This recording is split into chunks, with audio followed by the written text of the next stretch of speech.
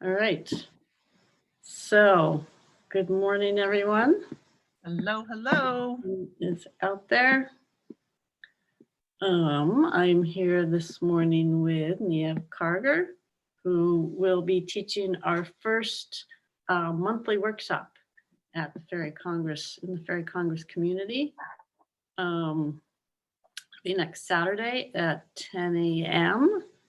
And so I've had the opportunity to work with Neave. Neave is an animal communicator, and very effective and delightful. And as an introduction, I wanted to share. So Neave asked the animals, and I love this. We've done this as shamanic journeys, like how does spirit see us?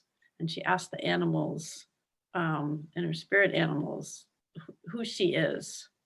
And they said she's a hostess of sacred space for interspecies dialogue and energy healing. And she's in partnership with many spiritual beings who work on behalf of the highest good for understanding, clarity, and healing of the animal and human relationship. And she's a steward of the natural world and an intuitive empath, a resonator of energy. And you can see more at her website. It's Neave, neaveanimals.com, and I'll put it in the comments. And so, Neave, how did you get into animal communication? I got into animal communication. All of us can speak with animals when we're young. And for me, and I have been speaking with the animals. I didn't realize I was speaking with the animals, but the nature and the animals were my therapists. They basically raised me. I grew up in a household with 5 kids under the age of 6, and there was a lot of chaos all the time. And it was the era of suppression, of not really saying what was going on. And I could feel that there was something different that wasn't being said. So I started walking dogs early every morning when I was in like 5th grade. And it was just the way of being out in nature and being retuned and like being able to be like, this is crazy and chaotic. And I got reflections back all the time.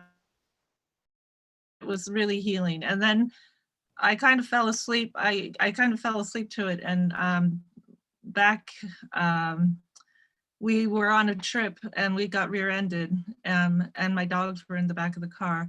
And I had been doing this energy class about energy basics and learning energy dynamics. And my dog came to me when I was running, so I could do Peter Levine, Wagging the Tiger trauma work with him. He was injured, he couldn't run, and I had tried every modality to help him. And so I was able to hold space for him and let him go through this whole replaying the incident over and over and over again until the energy moved. And when I got home, he jumped into my arms and he started running after that. And so both of my previous labs were one of my greatest teachers, like, hey, you can do this, we need you. So that's how I got started. Wow, that's great. Yeah, animals are excellent teachers. They can be, because when they have something they want to communicate, at least my animals, they make sure I hear. Yeah, they just don't drop it, do they? Yeah, no. What I love about it is they presented it for you in so many different ways until you're like, okay, I'm here present. Yeah. All right. And maybe, I'm sure you have tons of stories from communicating with animals. Do you have one or two that? So with the class that I'm going to be teaching, it's about, so it's really about learning to listen to our own, that we're already communicating with the everything, that our bodies are these amazing earth temples we came into, are already communicating with the everything. And that we, just as we start to acknowledge that we are communicating, that we're hearing maybe the hummingbird, or we're hearing, not hearing, so we're receiving. And what I know about nature, so I have a couple of stories, one with domesticated animals, but one with nature, Because when we're out in nature, I believe that nature is just doing this love dance, that we are nature, we're part of nature. And when we're out there, it's like, oh my God, Lindsay's out here. How can we communicate the love to her in just the right way that you can hear it, that you can receive it? Because the way I receive it might be completely different the way you receive it. And I do a lot of the way I feed my soul, and I do a lot of my shamanic work and my work before I come into my practice is I spend over an hour out in nature. And it's really responsive. It's like it's listening on the web string of life, that beautiful interconnection of life. And it's always, I'm just inviting people to really start noticing what appears. Sometimes I'll be walking and I'll be just processing something in my personal life. For example, I was really processing and praying about this balance of masculine and feminine. What do I do? Can I have a reflection of what's going on in my life and what's happening? And I look down and there is a slug, and it's not time for slugs to be out. But the slug it's the balance of masculine and feminine. Slugs have both the feminine and the masculine in them. And for me, it was I just started laughing, because to me, if you acknowledge what just shows up, it's almost like I didn't pause and be like, so what do you have to say, slug? I just was like, thank you for reminding me that I have both within, and that I can just settle back and not feel like it's outside of me, but it's within me. And so that's one example. And just being open to everything's listening to you. And sometimes sometimes the response may be jarring to try to get you to be present, or it could be I've had an owl swoop over me to really awaken to me to like, wake up to your dreams. Or it could be gentle. On one part of my loop I do in Karger Park, there's a hummingbird that always comes and she sits, and she sits and she always comes and sits in almost the same place. And I just bask in, sometimes I talk to her, and just sometimes I'm just sitting there being in the field of that beautiful dance of energy. So that's one way that nature speaks to us. And then I'm just going to lean back and think about what story wants to come up about animals. So I've been holding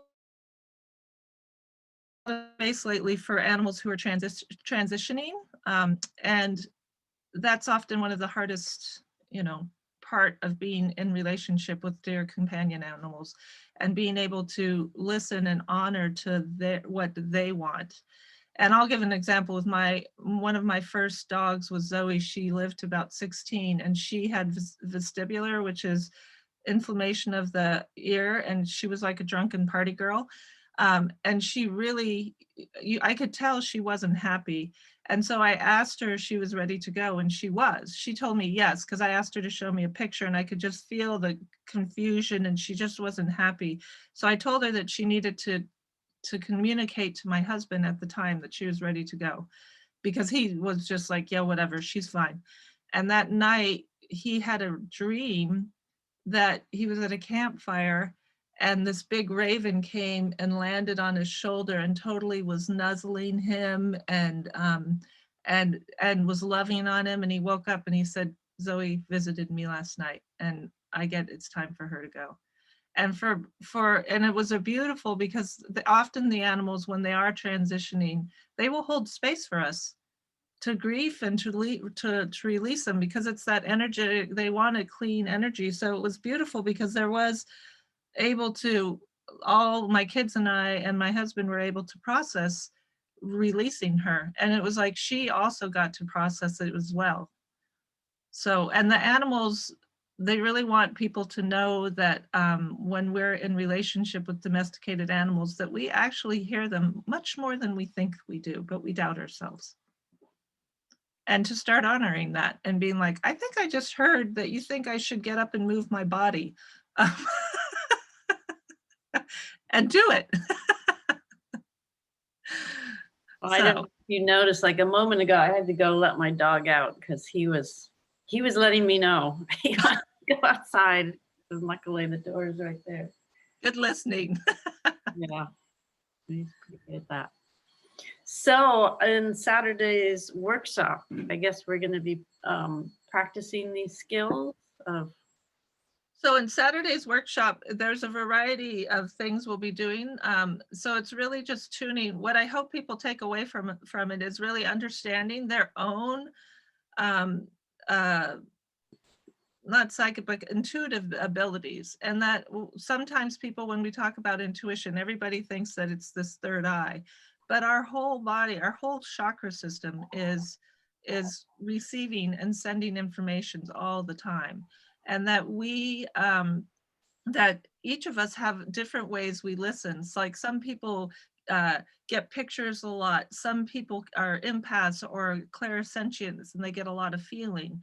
So throughout the workshop, I will just be, we'll be doing different exercises, and the animals are actually lead it. I'm just the channel for the animals, and so we're going to be guided by the animals. But it's really about where in your body did you feel that? How did you receive that information? Because a lot of people are like, oh, I didn't get anything. Well, sometimes when I teach classes and I'll say, so what's the anything, like if we're talking to an animal, what's the nothing that you got? And one woman said, oh, we were asking a dog what was its favorite thing to do. And this woman was like, I just felt like I had a piece of stick in my mouth. And I was just like, arr, arr, arr, arr. And the woman, the human of that dog was like, oh my God, that's his favorite thing to do. That is his favorite thing to do, is to chew on sticks. So she really was, she really got it in her body, the messages. And then other people received it like different pictures and things. And to understand that sometimes people think animal communication is really hard and they really have to work on it. And they go into this posture and like think about it, but it's really being open and receptive, because it's the animals to communicate. It's just allowing it, and our thoughts get turned into pictures for them. And the animals read our energy more than they listen to our words. So for example, yesterday I was cross-country skiing here in Ballard. And we were going through the alleys, and my dog has a lot of nemesis in the neighborhood. And we are going down this one alley that we haven't been down that alley. And he just exploded, and he had his big old, I know his when there's one of his nemesis around, because he gets all puffy and he walks all stiff-legged. And I'm looking around like, okay, and I could hear a dog in the house, and they felt each other before we were 2 houses away. So that's just showing you how our energy field presents itself before we even arrive, and how they're picking up on what we're feeling and what we're sensing and everything, and they're responding to that. And so during the class, we're also going to be playing with frequencies, because a lot of times the people like to, talk to the animals in nature. And what I notice is they throw their energy at the animals, like, oh, hi, Mr. Chickadee, really excited. And the chickadee is like, keep moving along, like nothing here, because it's like they've thrown their energy. And really just staying within your own bubble, your own aura, and knowing that everything's in the field, and that you can be curious and introduce yourself, and there's more likely to be a response because you're being respectful. And so really playing, like with hummingbirds, their frequency is much higher than say with a squirrel, and feeling that where in your body you can feel that. That was a whole lot of words. Did that make sense? Yeah, no, that was actually a big lesson that I learned early on in animal communication. Is I would say hello, and I would sort of toss it to them, and they would like run away or fly away. And I learned instead I imagined myself like a satellite dish. It's like, okay, right. I am receptive, and I just say, hi, I'm here. And that they would then turn and look at me and say, okay, who are you? Exactly. And the thing with our capability to text and everything now, I often say it's just like sending a text message. You Mhm. just press that button, right? You just send it out, and Right. then it always and then you get to see the little dots, right? But you just wait for them. And they're much more receptive, like you said, that they're like, oh, she's respectful. Mhm. I can be in communion with her. Yeah. Yeah. Oh, great. And I do, yes, I can totally confirm that communicating with animals is it's kind of like the gateway to communicating with nature. Because it's really, I think communicating with nature, the biggest hang up is trusting that what you're getting is real. And Right. once you have enough times where you get the confirmation of like, yes, or for me, it's like, okay, I got that other thing and that was right. So why can't this be right? So Right. it makes me then accept that what I'm getting from a tree or, you know, Exactly. The rock or right. And I like how you say it's the gateway. I often say it's like the gateway drug, right? yeah, It is the gate. And I feel it's that way because they are here. They're so present in their body, and they really call us forth to be present and put attention. The more we can put attention on our own body, then that helps us and with your own domesticated animals, and then being able to understand like, oh, I did get that, and you have that immediate response, where then when you're like you're talking about those subtle realms, you start to be able to be like, oh right, I think I did just hear that tree ask me to stop and lean against it. So it is beautiful.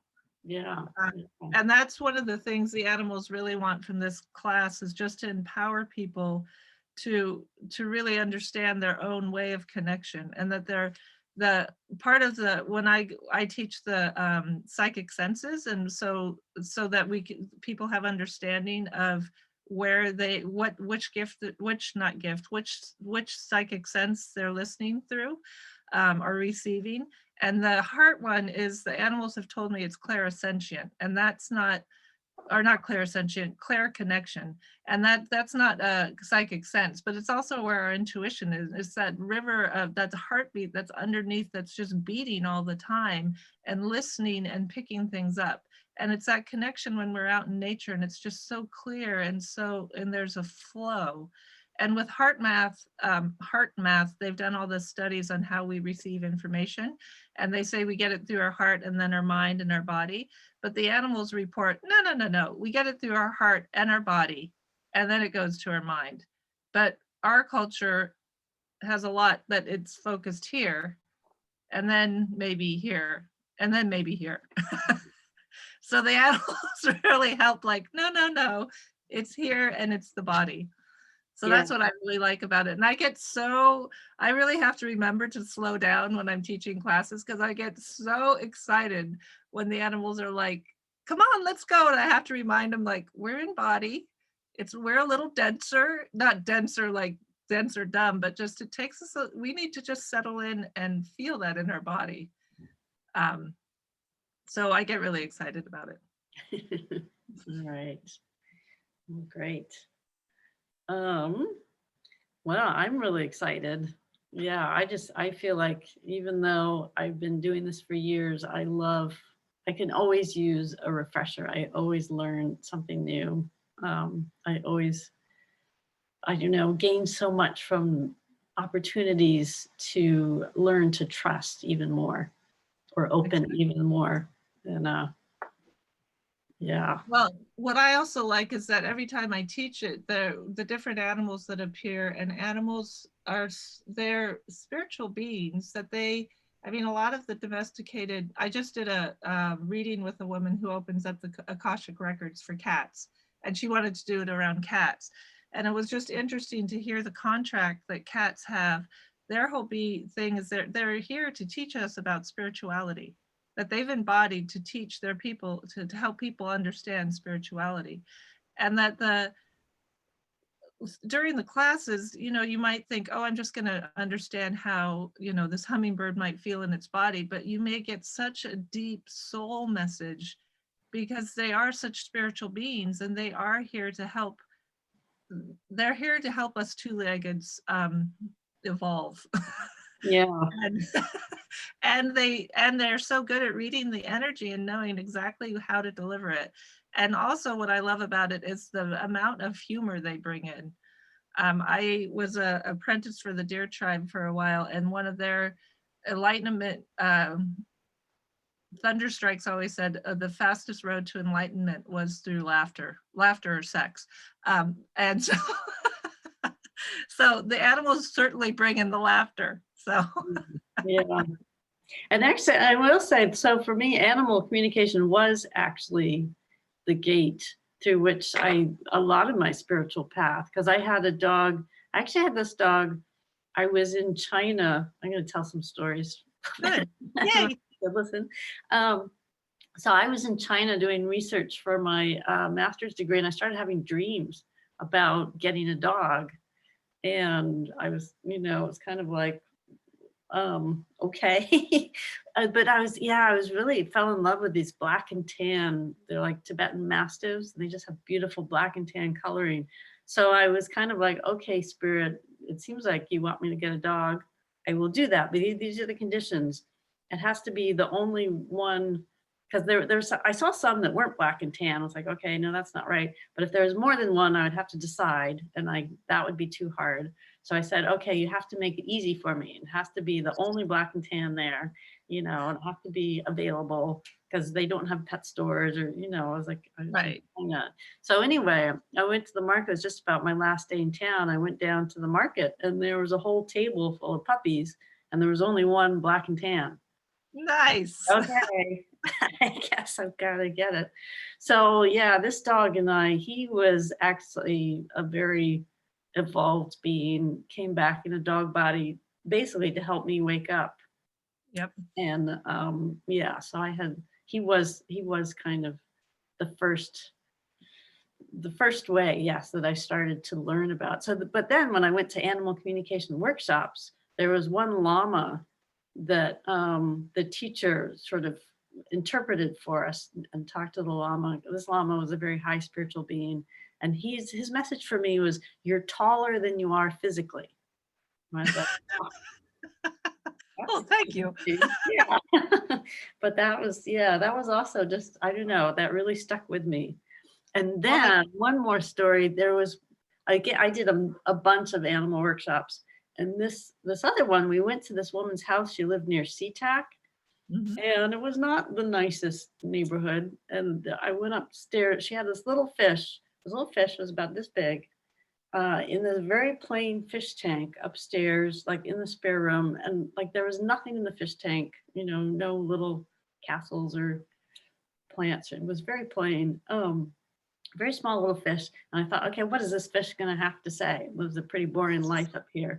But I tuned into it, and it said, actually, this fish was an anchor point for this vast cosmic being, because the only way he could interact with this planet is if he had a physical presence.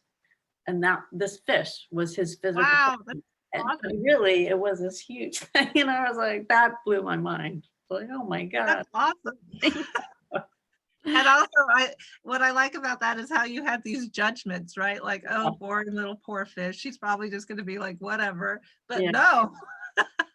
Exactly. And I also thank you for sharing about that dog, the dog, when you were talking about it. I really like how you would put in what your condition, I'm willing to do this, and what showed up.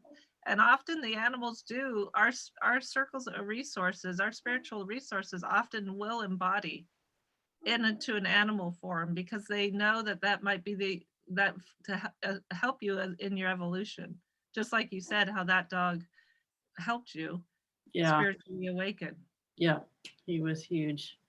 And I could just feel when you were talking about it, just that amount of love that came in.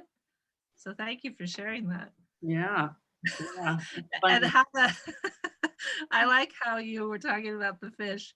I did some online, when I was first beginning online practicing, and there was a woman, I think in Australia, that wanted us to talk to her goldfish. There was a whole school of goldfish, and when I connected with them, it was the collective mind. It was like so it wasn't just one individual, and she wanted to know what they wanted to eat, what they like to eat. And they said peanut butter. And then I heard all this snickering. It was like peanut butter. And then there was like this, like, like on like a late night show with the laughter. It was like that. It was like canned laughter. And I was like, wait a minute, you guys don't have lips. And they were like, I was like, how can you do that? It would get stuck on you, So I was, and they were all laughing, chortling, and then they showed me a picture of orange shrimp and lettuce. But it was just interesting to hear them like, yeah, let's see if we can have fun with this one. Yeah. Yeah. I had another experience. I was doing a dolphin trip in the Bahamas, and I just went swimming off on my own one morning, and this whole school of fish, there was like 100 fish all like surrounded me, and they were just a little perch. I knew they weren't dangerous, but I kept Right. saying food, food, food, food. No, I'm not food. I don't think you can eat me. And then I kept saying food, food, food. And I realized, oh, they want me to feed them. I thought they were thinking that I was food, and I was like, no, I'm not food. That was my experience, the hive mind of fish. That was so Right. funny, so clear. Food, food, food. I wonder if tourists come out and often, feed to attract them. Yeah. All right, so I have one more story to share as Okay. you reminded me. And this was, I was in Hawaii and I was out swimming, and it was a pretty tumultuous time in my relationship with my husband. And I would go out snorkeling, and often I'd be crying and almost drowning, because you shouldn't cry when you're, but every time I went out, there was one sea turtle that would come, and she would come and find me, and she would guide me, because I get a little nervous snorkeling in the reef and I think I'm too close and all. But she was just like, just follow me. And she just was following her, and she was like, swim like I am. And I was swimming, how they just do that beautiful. And I'm following her, and I was just like, okay, so what are we doing? And she's like, we're being. And so I don't know how long I was out there just and it was just it was the balm that I needed to really soothe my soul and be able to come back and be in a better place with my family and what was going on. But it often, like how you were sharing that story with the fish, it's so, when you bring it up, I could feel like that energy around you. And often sometimes when I'm like, oh, right, I just need to be, I can relax into, and I can just feel that motion of the water and feel her it was like she was flying through the water, but in slow motion. And that's what I love about the animals, is that they bring, what I have observed is when we have, as humans, have an interaction with them, it is such present moment that it's these stories that just when we share them, it comes alive, the energy comes alive with it. So I just love being in the field of animal. Yeah. Yeah. Yeah. Because they're love. They're so fun. All right. Well, this has been lovely. Details, if we want to join us this coming Saturday, if you go to fairycongress.com, if you just go to fairycongress.com, I think it's under January events still, community membership. And I just put the link in the comments on Facebook. And it's only $33, which is a bargain, I think. And for that $33, you also get a whole month of membership in the Fairy Congress community. And we have lots of other things going on. We have our book club. We're reading Braiding Sweetgrass right now. And we also have weekly meditations that get posted. So it's like a weekly kind of new fun approach to try and connecting to nature, and just a community of lovely beings to interact with. It's really, yes, I'm going to plug that. Yes, for being on the part of the Fairy Congress community is, for me, it's just being in like-minded people, and also being in just the field of the Fairy Congress. It's like, it's like you're saying yes to the fairy realm, and they're like, oh, okay, you want more interactions with the fairy realm? Okay. And just the same with if you're going to do the class, just start to bring awareness to what's showing up for you this week. Because as when you say, oh yeah, I'm going to join that class, there may be more animal messengers, your own animal that shares your life with you may start wanting to communicate with you more. So yeah, come join. It'll be fun. They'll help tune you up, awaken you, and the web of life might start speaking a little louder to you. Yeah, and that's so exciting when you start getting those messages. It's just, to me, it's also just a reminder that magic is real. Yes, magic and All- wonders. all of What? it is more interesting. Yeah. Exactly. Makes it possible to be here on this planet Yeah. for me. All right. Well, thank you. Yeah. Thanks. And I look forward to seeing people on Saturday at 10. All right. All right. Well, I'm gonna start turning everything off here. Bye everyone. So Bye-bye. recording. Thank you. Bye-bye.